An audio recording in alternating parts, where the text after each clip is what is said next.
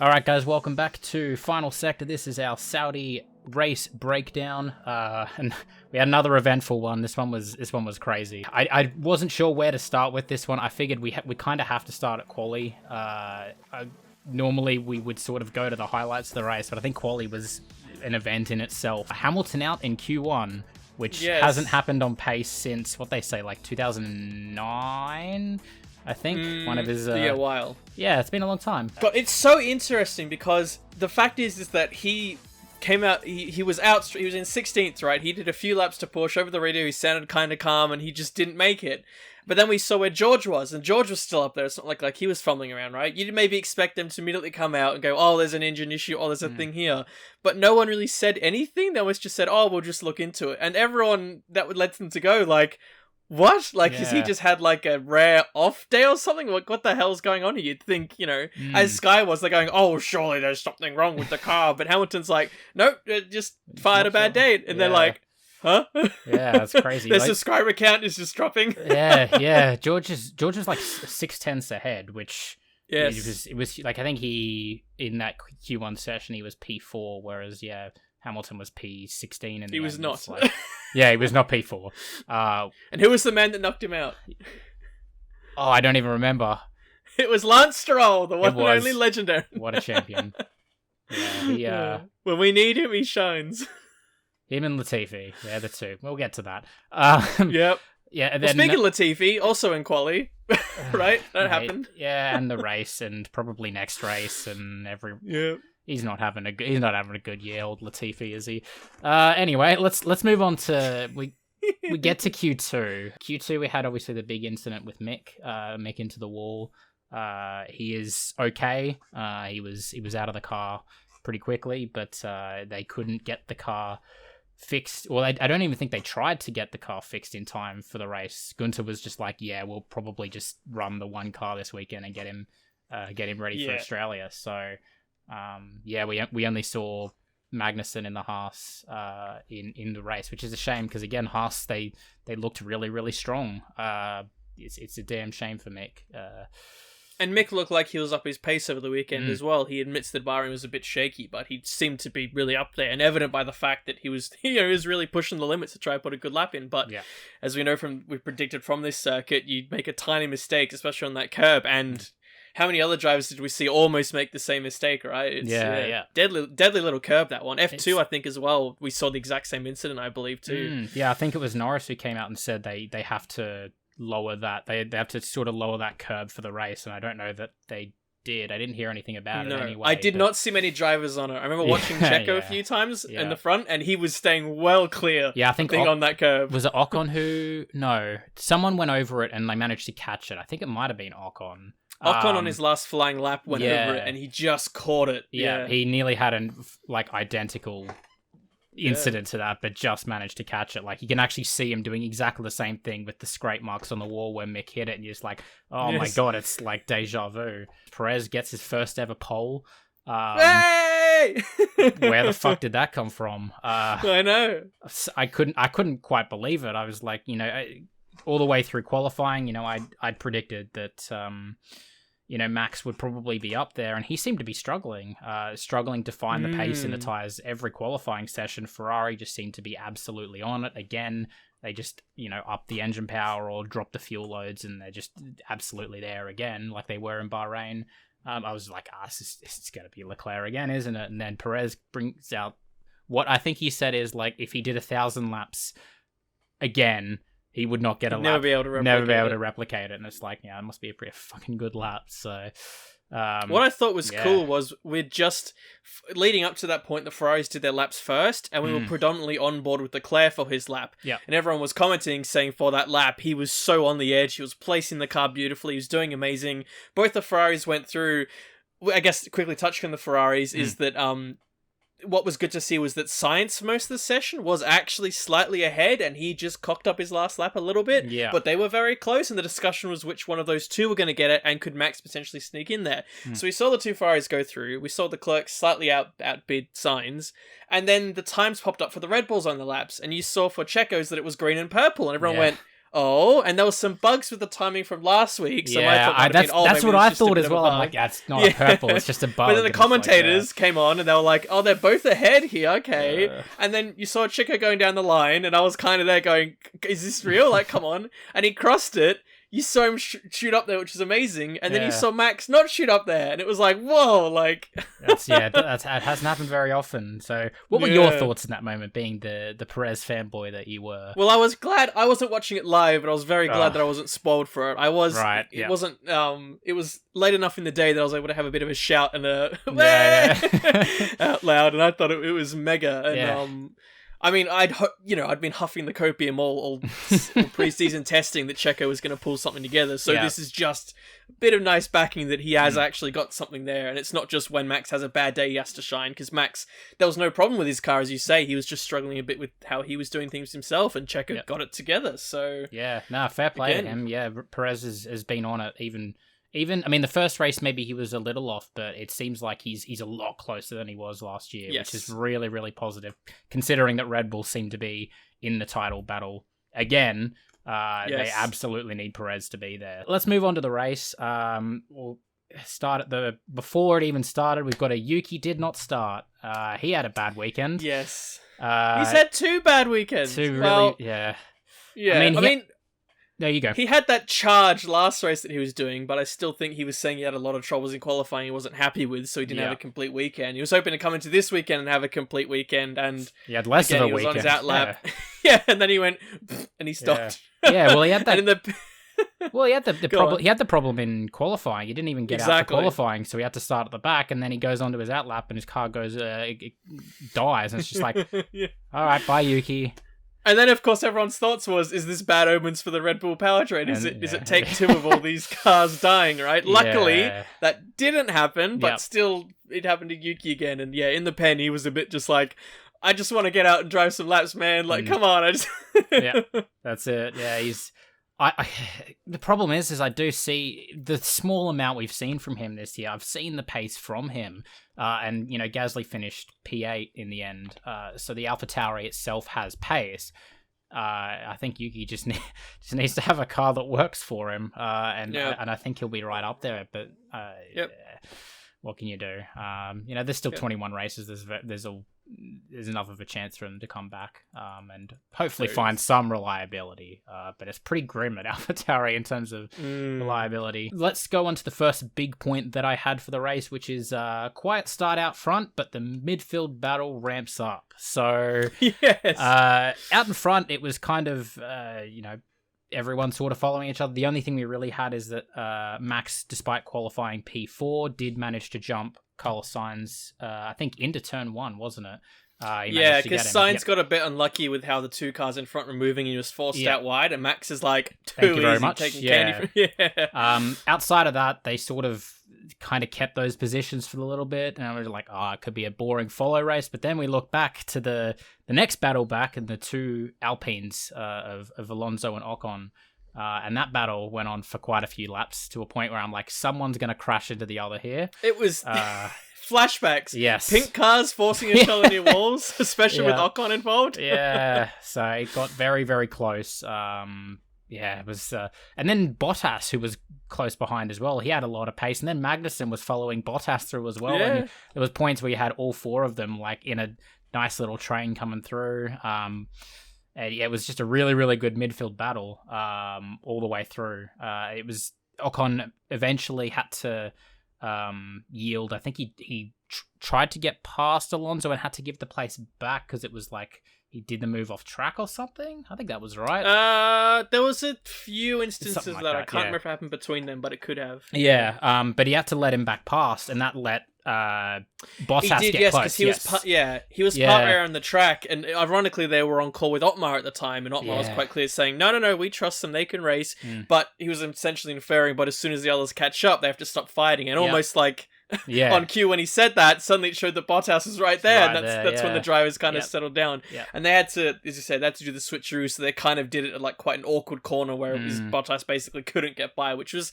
fairly smart of them. So when we say that we want to see teammates racing, I think that was a great example where they had a bit of a gap, the team let them fight, but then when the others caught up, they found a way to cool it down for a second, build up a bit more of that gap, and then go for it again. So I mean, that's how you do it. That's how you let your teammates fight, but also work together. Brilliant showing. Very, very good. So we had that for the first part of the race, and then we had the great radio message of pit to overtake, which sort of set off a lot of things in motion. Yep. Leclerc gets I think he initiates it, doesn't the radio saying we should pit to overtake? I think it was actually Leclerc that told his team that we should do this. I didn't hear the full bit, but I can believe it. I think it happened, he told the team, and then the team came back to him saying, pit to overtake. And he did it sort of halfway back through the lap, maybe like a third of the way through that lap. He's like, we should pit to overtake. And Perez is like out in the lead, and he's like, I'm going to pit instead. Turns out that was the biggest mistake of his life, as the safety car came out literally the lap after. Perez went into the pits. Leclerc decided to stay out because obviously the idea was to overtake, so he was probably going to try and do the opposite of what Perez did. Turns out that was the correct option, and Perez he had the absolute worst of it. We had Latifi, as we mentioned. Latifi's not having a good year. He went into the barriers on the following lap, which brought out the virtual safety car, and pretty much everyone bar Perez pits, just about, and I think like Hamilton. It was Perez and the guys that started on hard. So the other side of it, the drivers that were hurt a bit by this were the drivers starting on the hards, which was Hamilton, Hulkenberg, and Magnussen. Yes, that's correct. Yes. So they all stayed out. Yeah. So, but definitely Perez. He had the worst of it because he was leading, and he ended up coming out initially in P3, and then had to give the position back to Sainz because Sainz was technically ahead at the safety car line. They do have a line. Yes. So everyone was like, they can faff it about a bit here as they're going to because it's a pretty high place, but then there was a shot of there's a line there and Sainz was ahead. So you went, there's no contest here, guys. I guess as a point on this is that something I don't know if we've mentioned because it hasn't really come up is one of the different stances the FIA are trying to take this year is where we have these things where a driver runs wide or overtakes off track is the FIA wants to try and keep their hands off for a little bit to let the teams try and sort it out. And then if they don't, then they will step in and they'll generally react more harsh than they might otherwise rather than trying to kind of faff about or go, oh, we'll do this, do that. They kind of say, look, you guys figure it out. Otherwise, then we're going to be the bad cop in this situation. You have to suck it up because you didn't figure it out. So that seemed like a case where they could have just looked at it and then let him through. But when we saw at the restart anyway, he'd let him through essentially straight away. Probably there's a bit of strategy there saying it's better to let him through afterwards, maybe to give Max a bit of a break, right? So they technically did the right thing, but they were probably a little bit cheeky with it. But still, they obviously realized they were in the wrong in that situation. Yeah. And so far that hands-off rule has worked because now there was a couple of times in that race, obviously with Ocon giving the place back and with Perez giving the place back, where that was handled completely without the stewards' intervention. So hopefully it stays that way. I know it won't if it gets a bit heated and it gets a bit close towards the end of the season. I'm sure if something similar happens, they might not be quite so. They might not want to do that quite as much, and they might need the stewards' intervention. But for now, I think it's working as they want to, which is really good. Was it Xiao Guanyu that got a penalty for doing it but not giving the place back? What did he get his early penalty for? Yeah, so he overtook Albon off circuit and didn't hand it back. So that was one example actually where they did step in and say that's a 5-second penalty because he didn't give it back. Yeah, so rather than just asking for him to give it back, they just slapped him with a penalty. So that goes with what you were saying about them just handing down harsher penalties. So regarding that virtual safety car, Perez was extremely unlucky to be leading.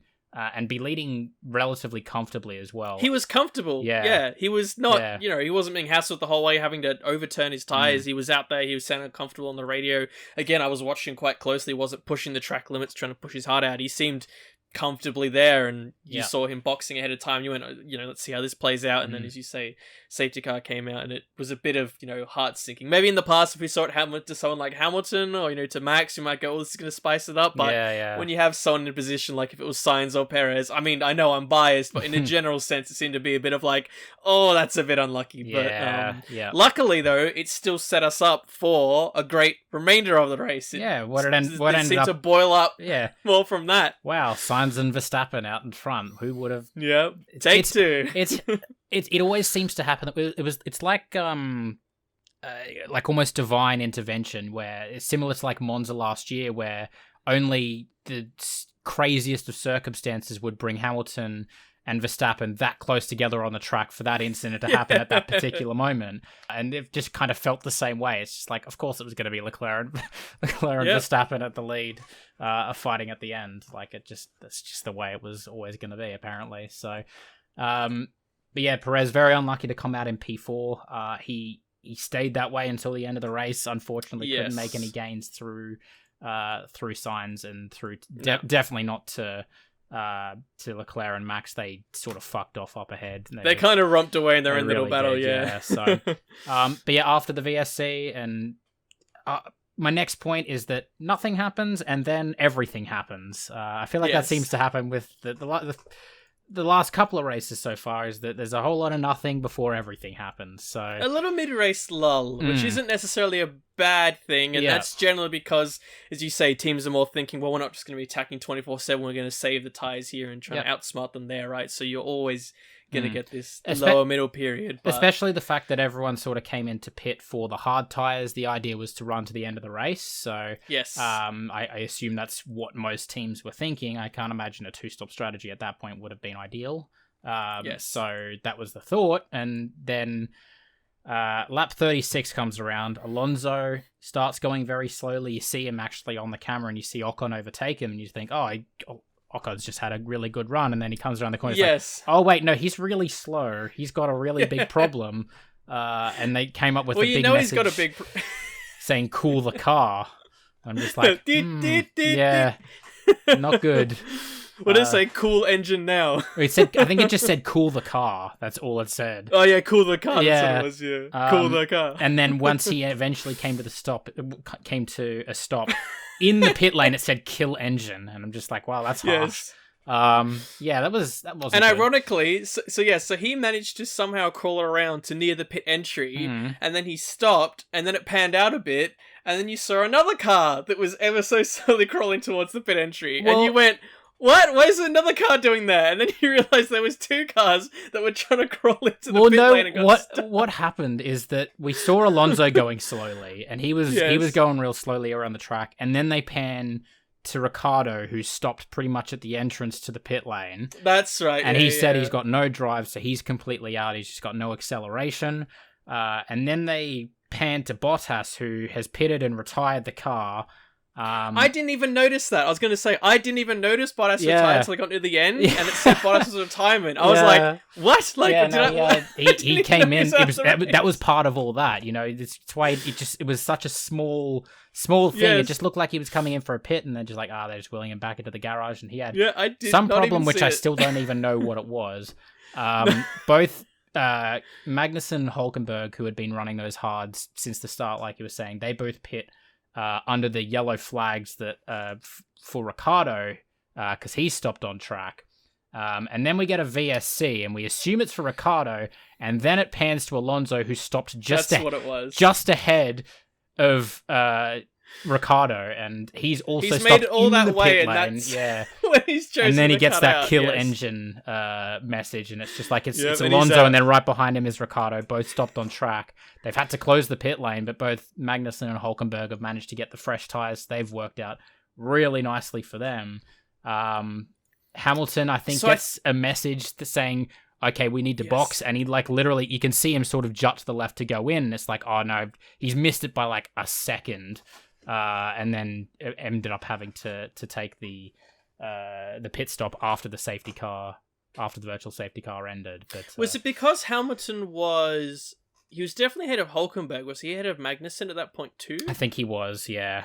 Yeah, because I think because he came around and he saw Daniel's slowing, and he said there's a car slowing on track, Yes. and their response was obviously trying to react, saying, well, we should box now. Yeah. But he just, as you say, by a few meters had missed it. Yeah. But then, because they hadn't closed it yet, because Rick was still, I think, a fair bit out, and there Yes. wasn't a danger to immediately say, like we've seen previously, lock the pits, right? Mm-hmm. Then Magnussen and Hulkenberg were able to come in and do their shindig and get out, and then by the time he came around again, they'd locked it. So Yes. he'd already missed that, and he was obviously a bit over the radar going, bollocks. Yeah, it's not great. It's definitely didn't Ironic work out considering for him. he's been very lucky in previous years. You think about like Imola and things like that, where Yeah. he's gotten like double free pit stops in previous years there under VSCs. Yeah. So it's almost a bit like, now you know how it feels to be on the other end of it, getting Yeah. just that bit unlucky. I mean, he went through the pits and got the penalty in Monza. Let's not forget, but.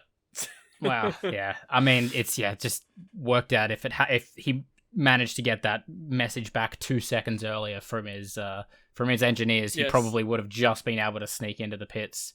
So yeah, And that probably would have catapulted him right further up from where he ended up. yeah, 100%. So, but yeah, this set off sort of an interesting battle at the front. So for the most part, we sort of had this battle all the way through the midfield. And this is the first time we've seen a really big battle at the front, is when this virtual safety car ends. You've got lap 42. So I think the VSC ends lap 41. And Max is now right on the back of Charles Leclerc. And what he does is he does a Bahrain again. And he gets the DRS down the back straight and overtakes him at the first possible opportunity. Charles is like, okay, and lets him through. And then DRS, straight back past. I'm sitting there watching that. I'm thinking, Max, you daft idiot. You didn't learn anything from Bahrain. But it happens again the very next lap. He's shaping up to do exactly the same thing. But then you see him slow down quite a lot. In fact, so much he locks the front tires, and you see them almost both coming to a halt. And as soon as he locks the tires, Leclerc's like, all right, and he gets like much better drive out of that final corner. Oh, it was fucking brilliant. It was amazing. The gamesmanship that was happening there. So we saw, I think the last time we really saw that, I don't remember the year, it was a while ago in Canada, when they'd somewhat newly introduced DRS, and there's a great overhead shot of two guys coming up, because they have the DRS detection zone there before the hairpin. Yeah. And there's two cars coming up, and they're kind of side-by-side-ish, and the one that's in front, I don't remember who it is, I think one of them's Alonso. He's essentially slowing down to try and get the other guy to go ahead, but he notices, and they both are slowly just slowing down to get to this line, and they reach it, and they just bolt ahead again, right? Wow. And it was similar to this, where, of course, throughout the course of the race, we'd realize that the DRS down that straight was quite powerful, right? And really gave you a slingshot. So Leclerc obviously saw him coming again. He was going wide again to try bait him to do it, and was slowing down a bit, akin to how he did in Bahrain, right? How he was slowing down a bit down that straight to easily let Max go through, so he could set himself up to get by again down the second straight. Then Max, as you say, clued into it, and then Leclerc slowed up obviously quite quick, locked a little bit. Max then locked a lot, so much that his rear end span around a bit, and then at that point Leclerc saw that, and because he had the outside line, he could just power down and drive away from him. So it was a little worrying to say, oh, well, maybe that's ruined the battle, because maybe Max has just stuffed his tires and he'll fall back. And it was almost nice, because straight after that, one of the few, I think, really good bits of race direction we saw. There's some argument the race direction this weekend was a little too replay heavy and not too much action heavy, but they showed a slow-mo of them in T1 and showing their flat spots, which I thought was really cool. It's saying, hey, they've locked up, look, here's a slow-mo of their tires. I was like, that's a cool replay, that's smart thinking. And you saw that on both of them, it was about the same. So the hope was then, well, let's hope they're still together. And then it cut back to them, and sure enough, it was still game on, and it was like, oh, hell yeah, let's go again. It went like that till so lap 42 was when they were first battling, and wasn't until lap 46 that Max finally had a good enough run down sort of that back straight with DRS, still managed to stay behind without locking his tires to get the perfect run down the main straight, takes the lead from Charles, and while fighting all the way to the end, did manage to hold him off for the win. So he seemed to have, like, I assumed with, he did it lap 46, started lap 47. There was still sort of 3 or 4 laps left to go there. I was expecting Leclerc to come sort of back. I was just expecting him to do the same thing that Max did, get that really, really good drive in the DRS zone, and then, try and fight fight it back for at least maybe once or twice, but he just didn't seem to have that same sort of top speed that Max seemed to have. So we'd seen it was similar to the themes you saw in Bahrain, but even more so where the Ferrari, I mean, in the second sector, you even saw at times when they were heading into the second sector with Charles ahead, Max behind, they'd come in nose to tail, they'd be out like 8/10 apart, right? Because that Ferrari is so solid there. But then Max could just have enough through, I guess it helped they had like the first back straight DRS zone, and it helped when Max was actually just within the zone, because he could then catch up to be enough where Charles couldn't realistically move over to the side and let him through. He had to kind of stay about that 4/10, and that was more than enough for Max to pull up, to get ahead of him. But in the flip side for Charles, he wasn't able to, on the back straight, make that same gain because he didn't have the boost, and then the front stretch, Max just had the legs just to fly for it, and he could then just block him through the middle sector across the next lap. So it's not like he made the pass and ran away with it. And again, this is one of the amazing themes you saw throughout the field in Bahrain, and again here is you can have these multi-lap battles, and because then he finally gets ahead, he's not going to romp ahead, the other guy's then coming back at him. And it was clean as well. Like, remember last year when we were here, how many times did Max run off, or Hamilton run off, or they hit wings, or all sorts? Like, they had that funny moment at the DRS zone, but that was like independent of each other. That was still safe, right? They still gave each other space. There was no one being run wide into a wall, having to take to an off-road. I mean, it was funny hearing Max try to like almost critique every little thing he could. Like, I think 3 or 4 times he was complaining that Charles was going over the pit exit. He was complaining that his rear lights weren't working. All these little things where he was almost reminded me of the old Hamilton days when he tried to complain about Nico. He'd always complain with Nico for all these little things, going, Nico's doing this and Nico's doing that. And I'm just a bit like, come on, Max, like, just focus. But then obviously it didn't set him off. He was able to sell those things over the radio and put on a fantastic show. And even Charles said afterwards, he said, no, like, I tried everything I had. I could try it again, and Max still would just out me there. So brilliant. I mean, look, it's the second race, and yet look at these 2 stories I had at the front.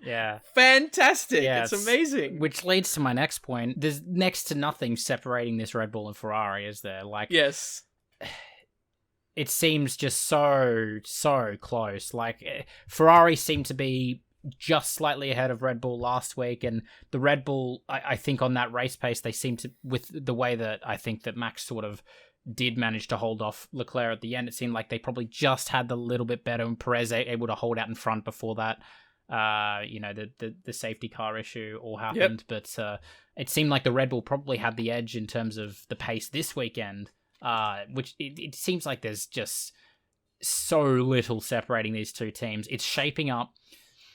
It already has that feeling of Max Lewis last year. Like, it's just shaping up in that sort of way this early. Yes. And I'm absolutely here for it. I guess one of the other reasons why Leclerc probably couldn't make much of a move is that they had yellow flags in Sector 1. It was Albon trying to make a move on Stroll. So he was trying to come down the inside of T1.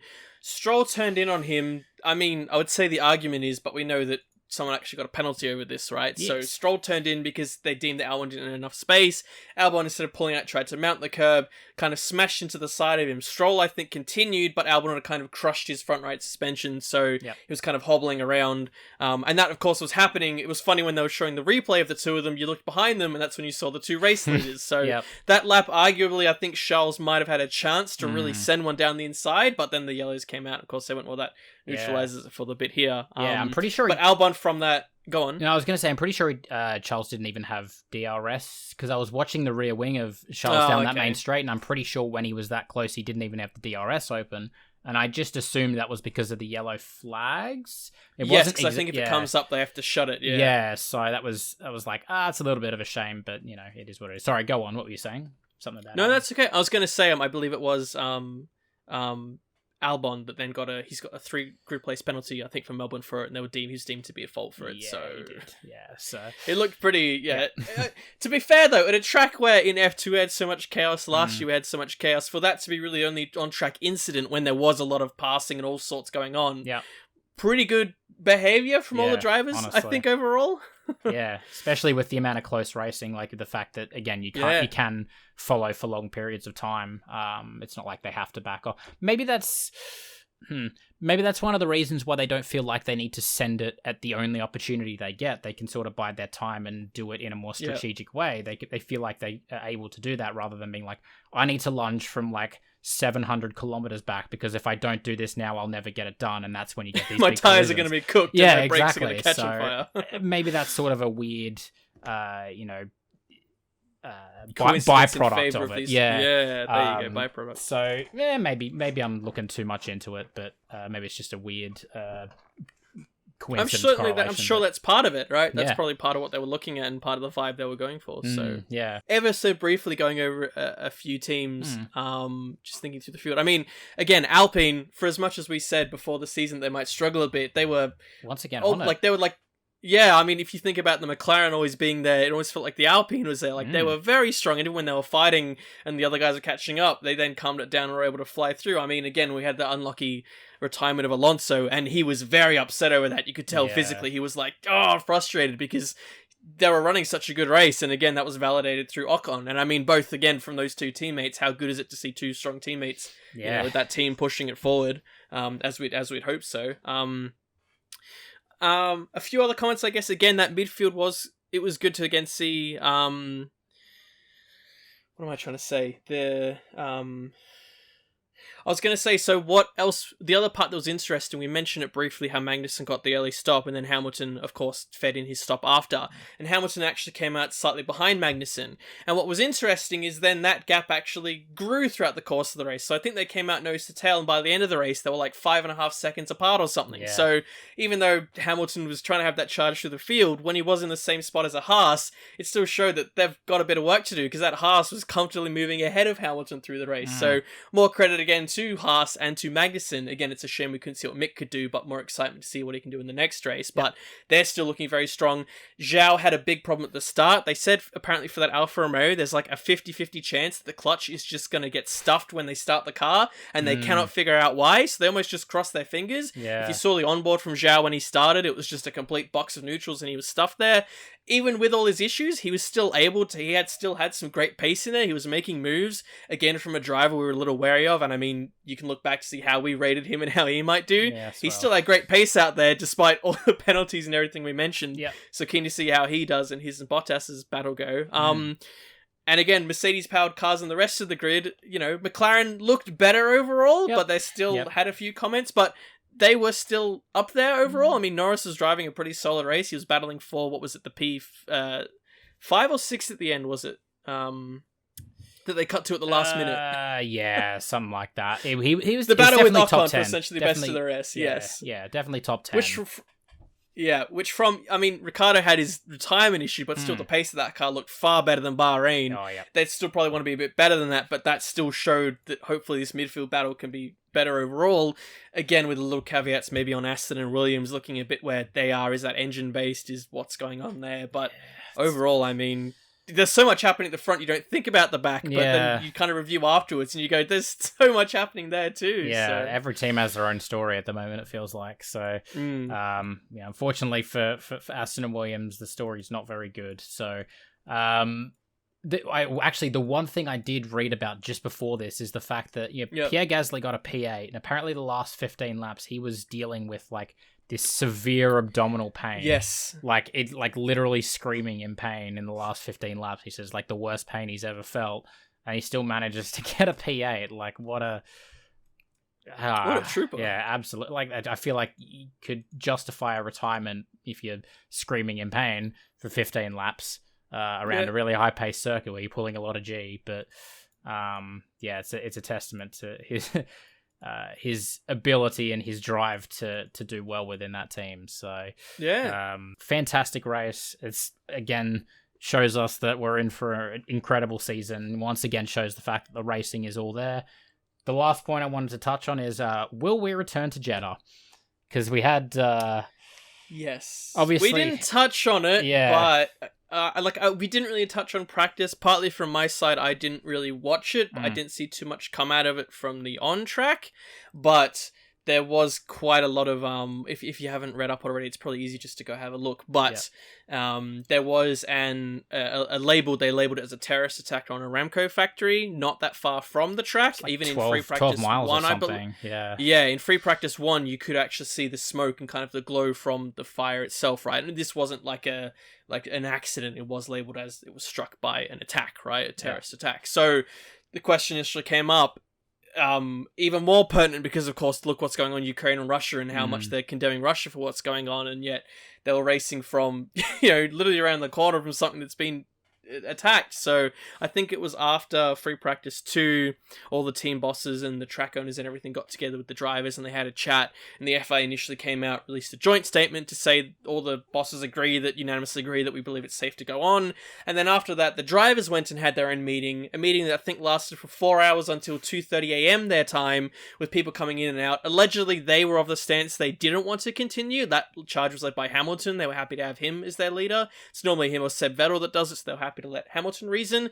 A bunch of guys came in from FIA in the track, and allegedly they then convinced them to race. However they convinced them, we don't really know.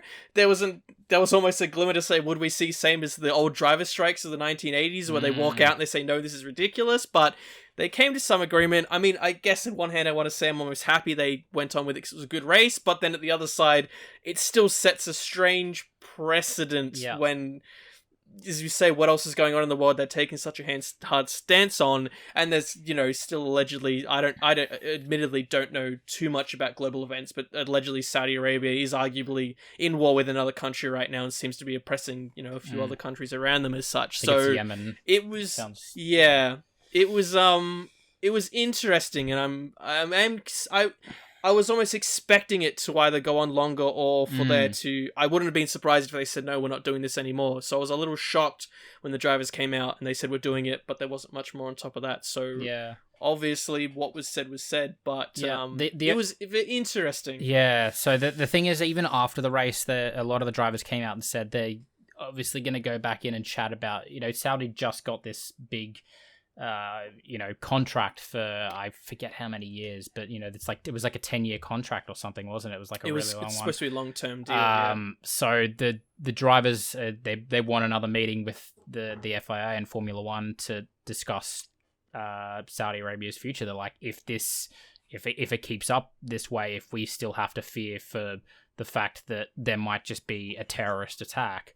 And obviously, there's it's not just that, it's obviously all the human rights things that, going to all these countries, there's still all those concerns as well.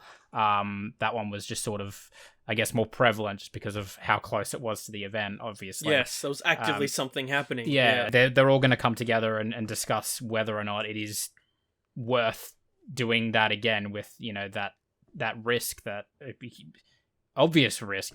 12 miles is not that far. The fact that you can see the fire, like even the next day you can still see the fire and everything in the distance, like that can't be okay.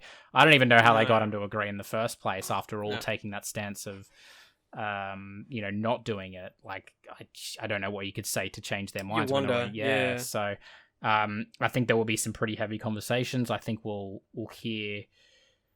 It might not happen right away, but I imagine we'll hear something regarding that. I do hope that the conversations are taken very seriously, because I think they need to be. So I feel like there's enough drivers there that would push that hard and they wouldn't let it be swept under the rug in this day and age.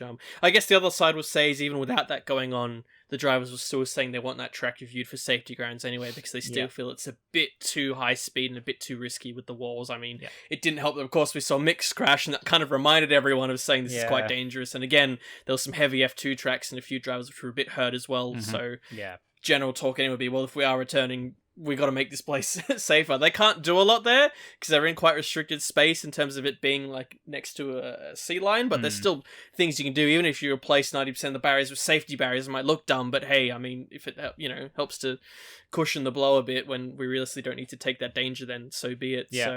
So conversation the next 12 months before if they potentially choose to attend again. If you don't have anything else to talk about, I'll wrap this one up. We're obviously going to Australia next. You're actually going to the Australian Grand Prix, so which is going to be fun. It's actually going to be at a time that's not like fucking 3 a.m, so I'll be able to watch it live, which is awesome.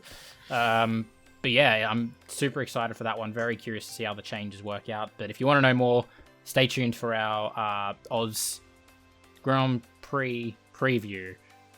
Took me a second to work out. But check out our preview, which will be coming out video after this one. But yeah, thanks for watching. Hope you enjoyed the race, and I hope you're enjoying the season like we are. But yeah, we'll see you for the next video. Take care, everyone. Ciao.